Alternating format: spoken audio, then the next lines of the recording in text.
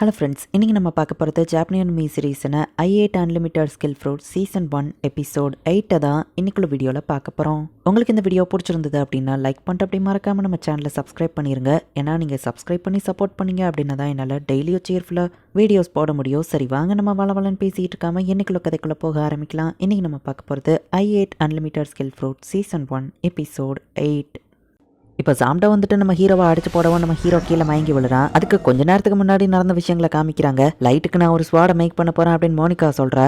Holi sister கண்ணாடியில் எதையோ பார்த்துட்டு எல்லாமே என் பிளான் படி தான் போகுது அப்படின்னு சொல்லி ஸ்மைல் பண்றா. மோனிகாவோட அப்பாவையும் ஒர்க் ஷாப் ஆளுங்களையும் சாம்டாவோட ஆளுங்க பிடிச்சி வச்சிருக்காங்க.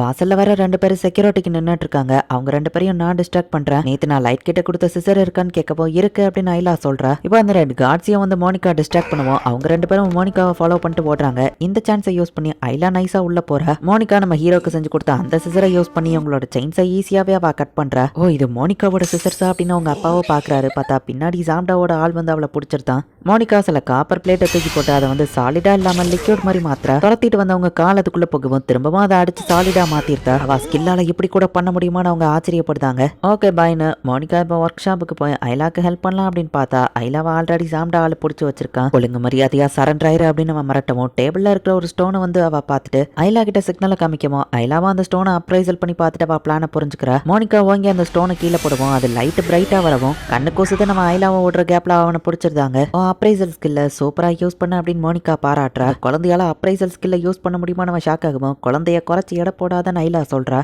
அப்பா நான் லைட்டுக்கு ஒரு ஸ்வாடை செய்யணும், ஒர்க் ஷாப்பை யூஸ் பண்ண விடுங்கன்னு சொல்லவும் நீயுமே ஒரு பிளாக் ஸ்மித் தான், தாராளமாக ஒர்க் ஷாப்பை யூஸ் பண்ணு அப்படின்னு சொல்லி அவங்க அப்பா சொல்றாரு. இருக்கிற மெட்டீரியலை வச்சு நம்ம ஹீரோக்கு ஒரு பிளேடை மேக் பண்ணணும்னு சொல்லவும் வெளியே சாம்டாவோட ஆளுங்க உள்ள வராம ஆளுங்க தடுத்துட்டு நிக்கிறாங்க. நம்ம ஹீரோக்கு ஸ்வாடை செய்யறதுக்கு எல்லாருமே சேர்ந்து ஹெல்ப் பண்ணிட்டு இருக்காங்க. அப்பா கூட சேர்ந்து ஒன்னா திரும்ப வேலை பார்க்கறது மோனிகாக்கு பழசெல்லாம் ஞாபகப்படுத்துது. என் வேலையை முடிச்சிட்டேன், இதுக்கப்புறம் நீ தான் பாத்துக்கிடணும் அப்படின்னு சொல்லி அவங்க அப்பா சொல்றாரு. ஸ்வாடு நல்லதா கெட்டதாங்கிறது எனக்கு தெரியாது, பட் நான் முடிவு பண்ணிட்டேன், இதுக்கு மேலேயும் நான் தயங்க போறதில்ல அப்படின்னு அவளோட சூப்பர் ஃபோர்ஜ் ஸ்கில்லை யூஸ் பண்ணி நம்ம ஹீரோக்கான ஸ்வாடவா மேக் பண்றா.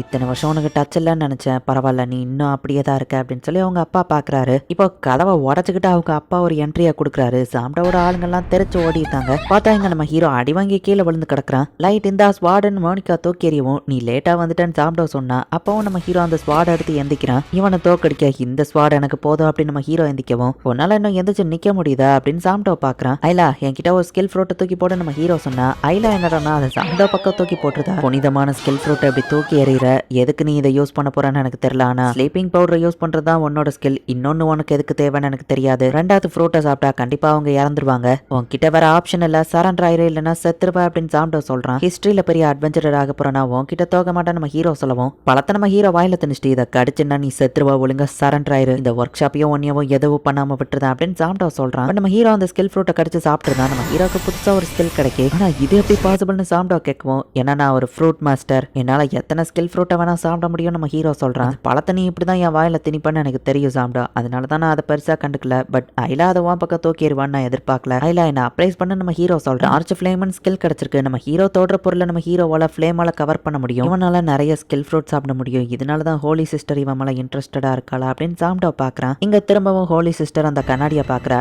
ஏதோ ஒன்னு சேஞ்ச் ஆகிறத பார்த்துட்டு இதை நான் எதிர்பார்க்கல அப்படின்னு வருத்தப்படுறான். உயிரோட வா கொண்டு வர சொன்னா, பட் ஒன்னு நான் டெஸ்ட்ராய் பண்றேன் அப்படின்னு சாம்டா ஃபுல் பவர்ல அட்டாக் பண்ண வரும். ஹீரோவா அந்த ஸ்வாட ஃபயரால ஃபுல்லா கவர் பண்ணி லைட்னிங்கே ஈஸியா அட்டாக் பண்றான். இப்போ நம்ம ஹீரோ சாம்டான் 2 பேரும் சீரியஸா ஃபைட் பண்ணலான்னு போனா பாஸ் நாங்க ஹெல்ப் பண்றோம் அப்படின்னு சாம்டா ஆளுங்க வந்தா நீங்க இதுல தலையிடாதீங்கன்னு சாம்டா சொல்றான். இவனை நானே என் கையால டார்ச்சர் பண்ணி கொள்வேன் அப்படின்னு சொல்லி இப்ப சாம்டா வந்துட்டு லைட்னிங்லயே ஒரு கிரியேச்சரை கிரியேட் பண்ணி அட்டாக் பண்றான். மோனிகா நீ செஞ்சு கொடுத்த ஸ்வாட் அந்த ஃபயரை தாங்குமான்னு ஒர்க் ஷாப் ஆளு பாக்குறான். ப்ளீஸ் அந்த ஸ்வாடு உடஞ்சிடக்கூடாதுன்னு மோனிகா வேண்டிட்டு இருக்கவும் லைட் மேல நம்பிக்கைவை அப்படின்னு சொல்லி ஐலா சொல்றா. மோனிகா கவலைப்படாத, இந்த ஸ்வாடை வச்சு கண்டிப்பா நான் வின் பண்ணுவேன் நம்ம ஹீரோ சொல்லவும் நான் உன்னை நம்புறேன் அப்படின்னு சொல்லி மோனிகாவும் சொல்றா. நம்ம ஹீரோவும் சாம்டாவும் இப்போ ஃபுல் பவர்ல ஒருத்தர் அட்டாக் பண்றாங்க.